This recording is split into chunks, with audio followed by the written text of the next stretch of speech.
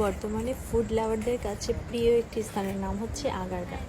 যারা ভ্যারাইটিস এবং ভাইরাল খাবারের টেস্ট নিতে পছন্দ করে তাদের এখন প্রিয় স্থান হচ্ছে আগারগা।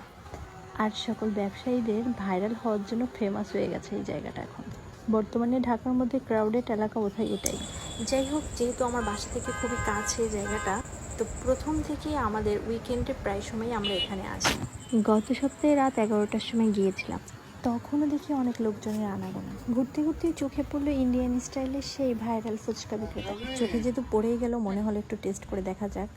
দেন আমাদের চোখে পড়লো এক চাপড়ি বিক্রেতাকে, যার কাছে 20-25 আইটেমের ভর্তা আছে। আর আমারও বেশ কিছুদিন ধরে ঝাল ঝাল ভর্তা খেতে ইচ্ছা করছিল। চোখে পড়তে এটাও টেস্ট করলাম। ঝাল ঝাল ভর্তাগুলোর সাথে চাপড়ি রুটি খেতে বেশ মজা লাগছিল। তাছাড়াও আম, লেবু, টমেটো, আমড়ার চাটনি ছিল। দেন আমি ভর্তাগুলো মজা হয়েছে বলাতে সে আমাকে বাসার জন্য কিছু ভর্তা দিয়ে দিয়েছিল।